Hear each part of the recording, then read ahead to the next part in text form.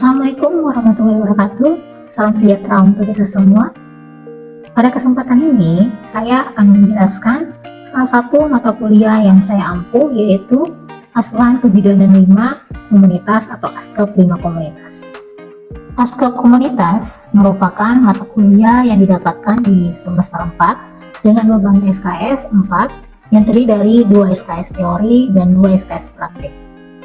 Adapun capaian pembelajaran dari mata kuliah ini adalah yang pertama, mahasiswa mampu memahami konsep dasar asuhan kebidanan komunitas berdasarkan iman dan takwa kepada Tuhan Yang Maha Esa dengan sikap yang religi dan bijaksana.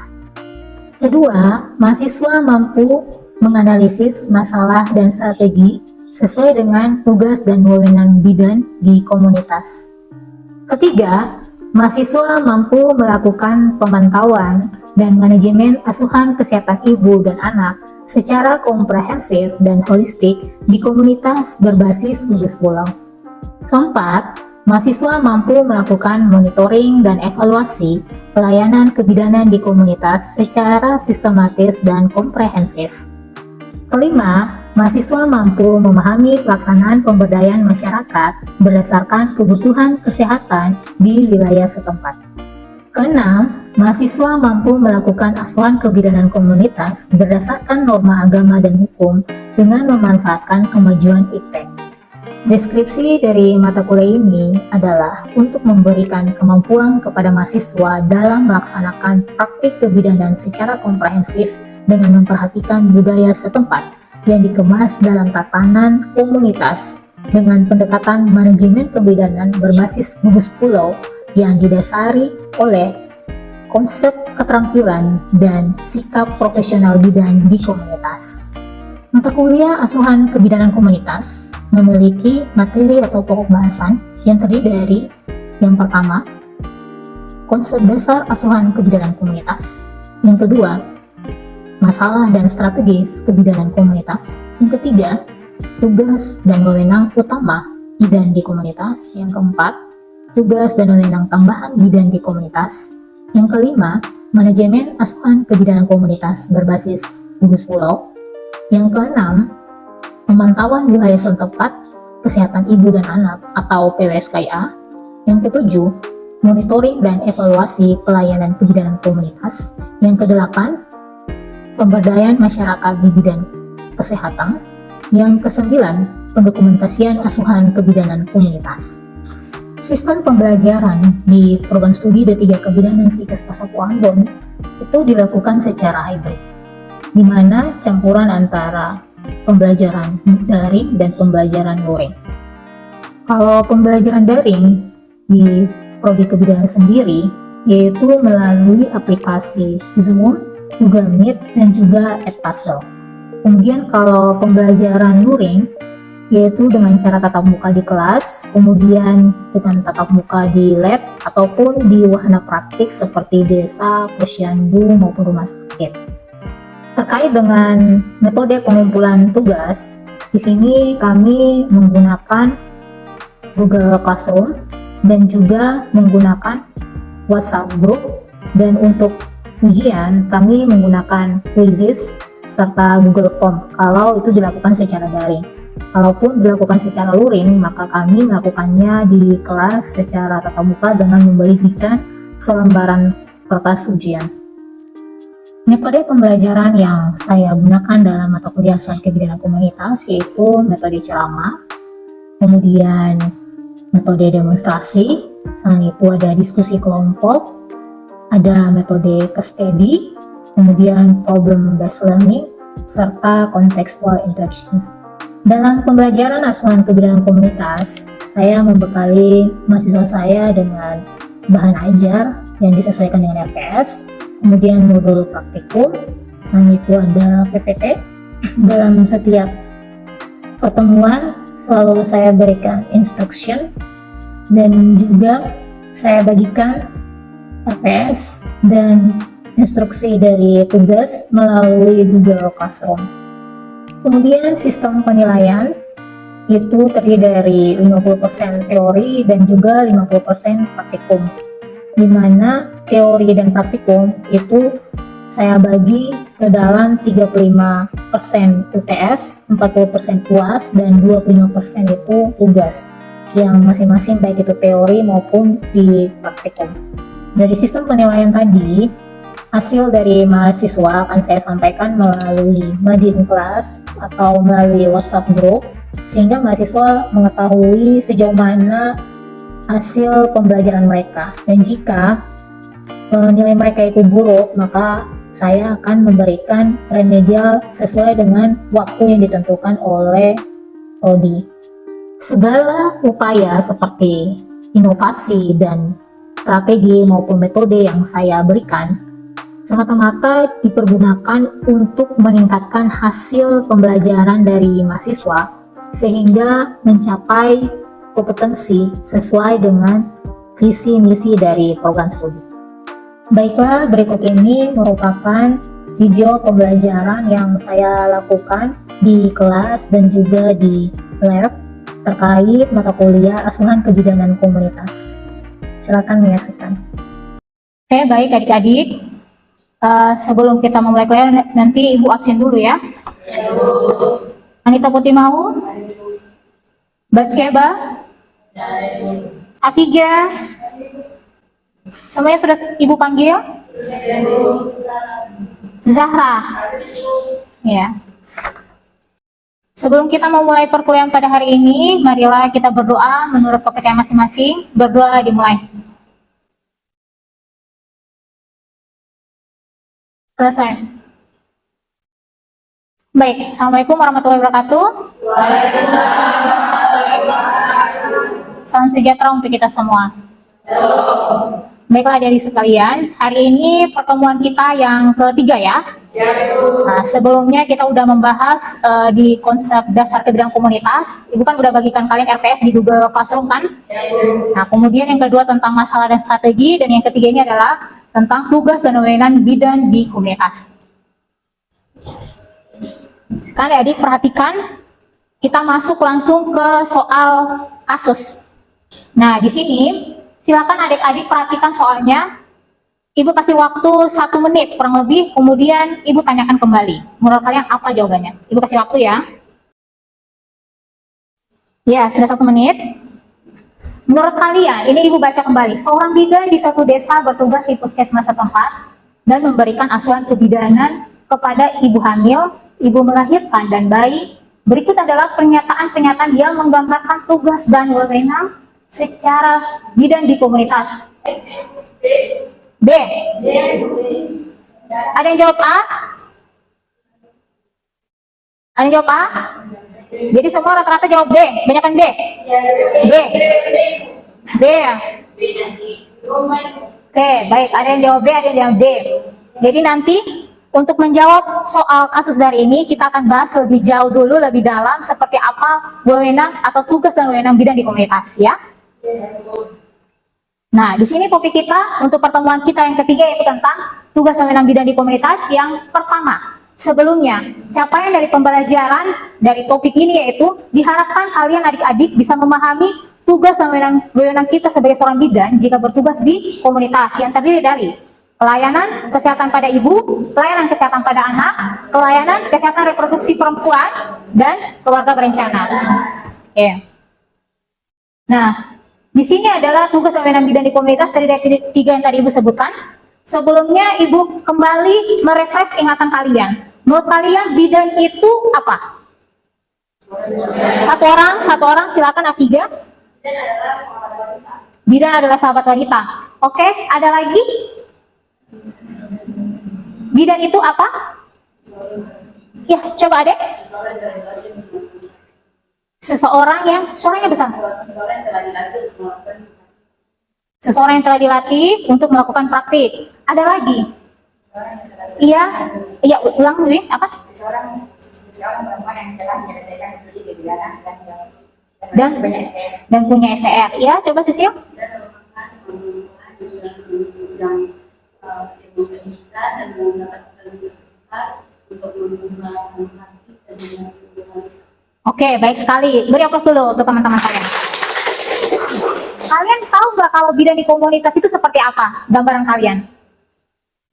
Bidan apa biasa selalu disebut-sebut di bidan desa. Bidan desa ya. Kalau di komunitas itu disebut sebagai bidan desa. Nah, di sini tugas utama, nanti akan ada pertemuan keempat itu tentang tugas tambahan dari bidan di komunitas. Tapi sekarang ini kita belajar tentang tugas utama dulu. Tugas utama bidan di komunitas atau bidan desa. Ya, bidan desa pada umumnya sama aja kayak bidan di puskesmas. Hanya saja dia mempunyai tugas tambahan, dia tinggal di desa. Dia tetap mempunyai pokok atau namanya sumbernya atau utamanya mengabdi kepada puskesmas setempat, cuman dia tinggal di desa tersebut. Ibu kasih contoh, ibu pernah tugas di dusun Pulau Osi, ibu punya puskesmasnya di Puskesmas Piru, jadi ibu jadi bidan desa PTT atau bidan desa di Pulau Osi. Ibu tinggal di Polindes, di situ yang memang sudah ada tempat pelayanannya plus rumah di sebelah. Itu contohnya bidan desa yang tinggal di suatu dusun atau desa tersebut. Jadi dia nanti menaungi desa tersebut mulai dari pelayanan yang tadi ibu sebutkan 3, dari ibu hingga ke keluarga berencana. Sampai sini bisa tangkap gambarannya bidan desa? Oke. Jadi ini yang pertama adalah kesehatan ibu. Tugas utama kesehatan ibu yaitu seperti mulai dari pelayanan masa sebelum hamil, masa saat hamil, kemudian masa persalinan, masa nifas, kemudian masa menyusui. Next masa antara kehamilan. Kemudian untuk kesehatan anak, di sini mulai pokoknya dari bayi baru lahir, kemudian bayi, selanjutnya anak, kemudian ke prasekolah. Ingat, ini sasaran atau tugas kalian. Ibu anak hanya sebatas ini, ya. Wewenangnya kalian seorang bidan hanya sebatas ini, seperti di peraturan Pemkes nomor 28 tahun 2017 dan juga peraturan pemerintah Republik Indonesia nomor 87 tahun 2014. Ini sudah ada aturannya, wewenang kalian tidak lebih dari itu, hanya sebatas ini untuk tugas utama. Nah, kemudian yang ketiga yaitu kesehatan reproduksi dan keluarga berencana. Siapa sasarannya? Sasarannya yaitu perempuan dan keluarga. Oke, kita lanjut ya. Nah, seperti apa sih pelayanan untuk kesehatan ibu? Ya, tadi sudah dibilang masa-masanya. Nah, di sini yaitu konseling pada masa sebelum hamil. Nah, seperti apa? Ada yang tahu konseling masa sebelum hamil? Ya, ANC itu atau antenatal care. Biasanya konseling yang diberikan oleh seorang bidan itu seperti kalau sebelum hamil ya. Jadi diperiksa dulu kesehatan reproduksinya. Ya, antara suami istri diberikan suntikan atau anjuran untuk suntikan TT, anti tetanus untuk pencegahan penyakit tetanus sebelum menikah. Kemudian kesiapannya dalam menjadi seorang ibu gimana? Jadi itu pasti konseling ya kepada si ibu. Ibu gimana nanti? Apakah ibu sudah siap? Pemeriksaannya gimana mulai dari kesehatan reproduksinya? Apakah dalam keadaan normal untuk bisa dibuahi baik dari sang istri maupun sang suami? Ya, gitu. Itu konseling berupa untuk kesiapan pembuahan dan juga kesiapan mental, fisik maupun psikologis dari ibu tersebut. Sampai sini bisa ditangkap? Oke. Kemudian antenatal pada kehamilan normal. Ya, seperti apa sih nanti untuk pelayanan itu? Mulai dari yang tadi dibilang temanmu antenatal care itu kayak apa pemeriksaannya? Ya, head to toe. Jadi pemeriksaan dari kepala sampai kaki, mulai pemeriksaan fisiknya, mulai dari mata, gimana dalam keadaan normal. Kemudian kita periksa mulai dari, kalau ibu dalam keadaan hamil ya, kita periksa yang paling penting ada pemeriksaan Leopold. Leopoldnya ada berapa? 4 ya. Jadi diperiksa Leopold 1 hingga Leopold 4 untuk melihat apakah keadaan bayinya itu kedudukannya normal sesuai dengan usia kehamilan tidak. Selain itu ada namanya 10T juga, yang sekarang 14T. Jadi ada namanya ukur tinggi badan, ya ukur berat badan, yang sekarang juga menjadi indeks massa tubuh, supaya mencegah jangan sampai nanti ibu obesitas dan berimbas ke bayinya. Ya. Pemeriksaan antenatal ini tujuannya untuk mencegah terjadinya komplikasi pada saat persalinan. Kalau pada saat kita hamil diperiksa, ya, pada saat hamil diperiksa, ternyata ditemukan kondisi Leopoldnya letak sungsang dan letak lintang. Dengan begitu kita bisa melakukan proses rujukan, ya. Rujukan kemana? Ke rumah sakit untuk dokter. Iya, kita merujuk ya, karena itu bukan lagi kompetensi kita sebagai seorang bidan. Ya. Kemudian ibu menyusui yang bisa kalian tangani, biasa dikasih KIE, konseling apa tuh, komunikasi, informasi dan edukasi ya, terkait dengan kebutuhan ibu selama proses menyusui, kebutuhan untuk asupan dari gizinya juga sang anak serta ibu ya. Kemudian konseling pada masa antara dua kehamilan ya. Jadi kehamilan pertama dengan kehamilan berikut ya. Jadi antara jarak itu kita beri namanya konseling terkait perencanaan keluarga. Ibu mau direncanakan hamil kedua berapa lama lagi? Apakah mau direncanakan 2 tahun kemudian atau 3 tahun? Metode kontrasepsi apa yang cocok untuk ibu?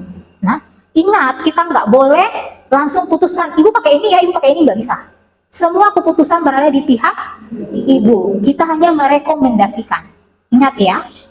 Jadi kita kasih pilihan. Dibilang information choice sama consent ya. Jadi choice itu udah ibu mau pilih yang mana? Metode kontrasepsi kondom atau metode kontrasepsi suntik? Ya. Apakah ibu mau suntik tetap menyusui bayinya atau tidak? Gitu ya. Oke. Sampai sini ibu bisa lanjut? Bisa. Oke. Nah, ini tadi kan di sini bilang ya, konseling pada masa hamil. Nah, di sini ada apa sih yang kalian lihat di gambar-gambar ini adalah wewenang kalian. Wewenang, pelayanan. Jadi pelayanan nanti wewenangnya cuma apa? Bidang gitu. Yang pertama memberikan episiotomi, bisa melakukan episiotomi. Nah, kalian lihat gambar ini kan?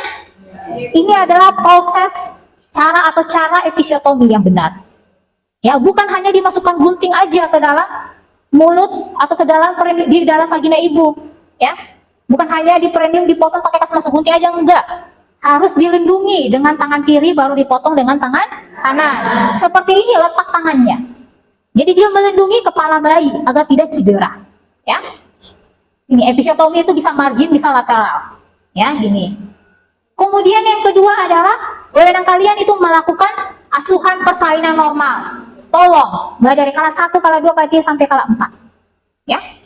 Sampai sini paham? Itu wewenang kalian. Kalian boleh kok melakukan persalinan normal, ya. Kalau bidan desa boleh kok melakukan persalinan normal di rumah pasien bidan desa jika dibutuhkan, ya. Tetapi jika tidak dibutuhkan silakan ke tempat pelayanan. Kenapa? Karena alat ya, fasilitas kan nggak mungkin kita bawa-bawa ke rumah, ya kan? Harus tetap di dalam polides atau puskesmas tersebut supaya kalau datang kita bisa semua bawa. Karena ada beberapa alat yang memang tidak bisa dibawa, ya. Kalaupun ibunya memang tidak memungkinkan juga, kita bisa bawa kit bidan kit kan, ya, bawa untuk melakukan persalinan di rumah. Disesuaikan saja, ya. Nah, kemudian selanjutnya apalagi ini? Melakukan hecting, kan udah episiotomi, jadi harus di hecting, ya. Jadi kita harus melakukan penjahitan. Yang bisa kita lakukan hacking itu pada derajat berapa di sini bilang? 1, 2, dan iya cocok. Tingkat 1 dan 2. Kalau sudah derajat 3, 4 itu sudah bukan lagi wewenang kita, ya. Ini hanya sampai pada ototnya saja di sini. Jadi itu kita bisa melakukan hacking. Kemudian selanjutnya adalah penanganan gawat darurat serta merujuk pasien, ya. Jadi yang penata laksanaan awal untuk gawat darurat itu boleh kita lakukan. Ibu dengan masa persalinan datang dengan perdarahan nih, ya, kasus perdarahan. Lalu ternyata tensi tekanan darahnya tinggi. Kemudian apalagi udem. Wah, ini bukan tanganin kita, ya kan, kalau kita di desa. Kita harus merujuk, karena jangan sampai bisa terjadi kegawat daruratan yang bisa menyebabkan ibu dan anak meninggal. Nah, sambil proses rujukan, kita siapkan ibu, ya. Kita beri apa dulu untuk penanganan awal gawat darurat? Kasih oksigen, atau kasih infus juga. Diatur posisinya ibu, siapkan semua dari keluarga. Ingat baksoku ya. Jadi ingat mulai dari obat, darah, uang, kendaraan ya. Jadi itu disiapkan, baru sambil kita merujuk. Dan jangan lupa surat rujukannya. Jadi itu dulu yang bisa kita lakukan, yaitu pemberian infus, oksigen, serangan awal gawat darurat sambil lalu rujuk. Jangan lupa bawa bidan kit untuk jaga-jaga, jangan sampai melahirkan di tengah jalan. Ya. Kemudian itu pemberian tablet. Oke. Tablet efek itu apa? Untuk apa? Ya, manfaatnya untuk apa?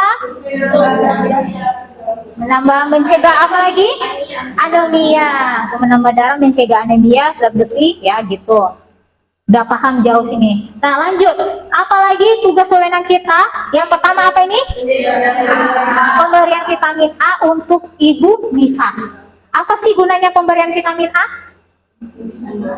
Untuk mencegah terjadi anemia pada masa nifas atau menyusui. Ya. Kemudian IMD dan ASI eksklusif mempromosikan, ya. Sesaat setelah setelah bayi lahir, langsung kita lanjutkan untuk ibu melakukan IMD atau inisiasi dini, ya. Kegunaannya untuk melatih respon, ya, refleks dari bayi, ya. Kemudian juga kita anjurkan ibu pemberian ASI eksklusif selama 6 bulan, ya. Next kita lanjut ke wewenang kalian juga bisa memberikan uterotonika. Apa itu? Obat perangsang, ya, untuk rahim, ya, cocok. Jadi seperti oksitosin, ergometrin, ya Bu ya. Jadi itu untuk kalau diberikan pada saat persalinan supaya memicu kontraksi rahim sehingga bayi bisa pembukaan jalan lahir semakin terbuka dan bayi semakin menurun pembukaannya, semakin cepat jalan lahirnya. Jika nggak maju-maju, ya, ini pemberian oksitosin. Ini pemberian oksitosin itu jika ada indikasi, ya. Nah, itu kalau di persalinan harus dengan diawasi oleh dokter jika persalinan nggak maju. Tetapi kalau wewenang kalian bidan hanya pemberian oksitosin pada saat manajemen skala 3, yaitu PTT, ya, penanganan tali pusat terkendali. Jadi diberikan oksitosin baru kalian lakukan PTT. Itu wewenang kalian hanya sebatas itu. Nggak boleh kalian beli obat perangsang pada saat persalinan, nggak boleh. Hanya pada saat setelah keluar bayi untuk mengeluarkan plasenta. Ya, paham? Kemudian oksitosin juga bisa kalian berikan pada saat masa postpartum atau masa nifas, di mana untuk pencegahan perdarahan atau bila terjadi perdarahan. Selanjutnya, wewenang kalian adalah yang terakhir ini. Ya, jadi kalian bisa mengeluarkan surat keterangan lahir dan juga surat keterangan hamil. Oh. Kalau enggak, si anak nggak ada akte kelahiran kalau kalian nggak kasih surat keterangan lahir, ya kan? Nah, itu hanya ini 11 wewenang kalian, ya. Sampai sini ada yang mau bertanya? Iya, Afiga, gimana? Yang di bagian vitamin A itu ternyata fungsinya itu untuk menambah Iya, untuk juganya untuk zat besi juga untuk pencegahan anemia, ya. Oke. Nah, sampai sini ada yang mau ditanyakan? Sudah paham semua? Oke, jika kalian sudah paham semuanya, coba kalian jawab kembali soal tersebut. Ada yang bisa jelasin ke ibu kenapa? Jadi semua sepakat B.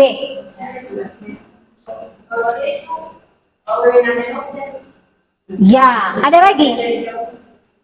Ada lagi? Sudah sama saya punya Afiga, ya. Ya, kalau ini memberikan perawatan prenatal kepada ibu hamil termasuk pemeriksaan rutin, konseling, ya ini masuk kan wewenangnya bidan. Kemudian di sini dibilang melakukan persalinan normal masuk jika dibutuhkan tadi, ya. Nah, boleh pergi ke rumah-rumah, nggak apa-apa. Kemudian di sini memberikan vaksinasi. Tadi kan kita kasih HB, Abenol. Nah, di sini memberikan edukasi kesehatan praktik keluarga, ya kan? Kasih konseling tadi di bagian slide sebelum ini. Oke, dengan soal kasus ini dan saya rasa adik-adik semua sudah bisa menjawabnya dengan benar semua, ibu bisa menangkap bahwa kalian itu sudah memahami untuk topik ini, ya. Nanti untuk pertemuan berikutnya kita bahas tentang tugas tambahan, tapi sebelum itu nanti hari Senin, ya, kita akan ketemu lagi untuk praktik terkait tugas wewenang ini, ya. Nah, silakan sesuai dengan kalian punya buku panduan labnya, silakan pelajari masing-masing. Ibu mulai dari satu orang dulu, siapa mau berperan sebagai pasien di antara kalian? Iya, Temsa. Nah, oke. Iya, salam. Pertama kita jabat tangan dulu. Senyum, sapa salam. Silakan duduk. Ini dengan pengantarnya. Iya. Baiklah. Silakan, ya. Dengan ibu siapa? Umurnya? 19. Iya, gimana? Ada yang bisa saya bantu? Begini Bu, Menstruasi Bu.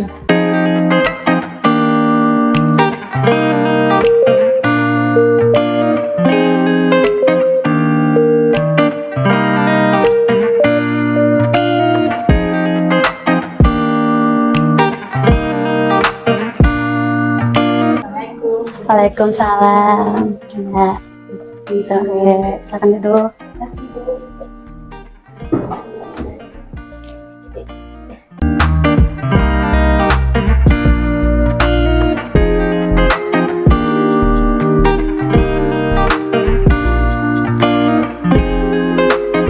Silakan masuk Ibu. Baring ya Ibu. Pelan-pelan.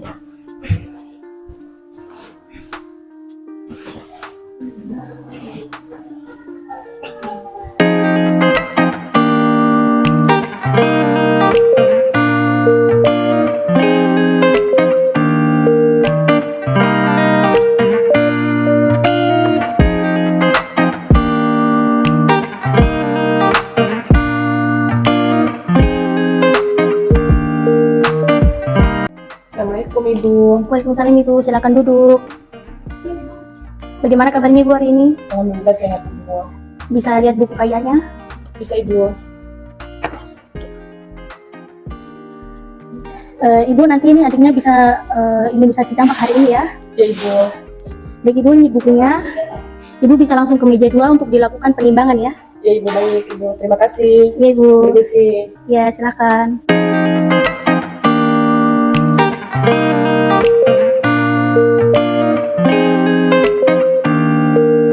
Boleh tahu suntik imunisasi itu seperti apa Ya, Ibu? imunisasi campak itu bertujuan untuk mencegah anak ibu dari penyakit campak. Iya Ibu. Nanti efek dari imunisasi itu anak ibu bisa demam. Iya. Tapi ibu tidak usah khawatir, nanti selesai disuntik anak ibu akan diberikan obat penurun panas. Iya. Ibu boleh tahu nanti suntiknya di bagian mana Ibu? Ya, jadi suntik di bagian lengan, bagian kanan. Iya. Pak Ibu sudah mengerti? Ya, sudah Ibu. Terima kasih. Ya, ibu nanti ibu ke meja kelima, nanti di situ anak ibu akan diberikan suntik. Iya Ibu. Terima kasih. Permisi. Selamat sore. Ya.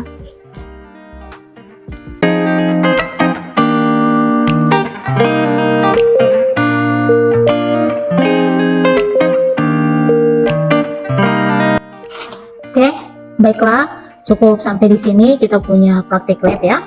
Jika sebelum kita pulang, marilah kita berdoa menurut kepercayaan masing-masing. Berdoa mulai. Amin. Selesai. Assalamualaikum warahmatullahi wabarakatuh. Salam sejahtera untuk kita semua. Oke, nanti dikembalikan semuanya ya.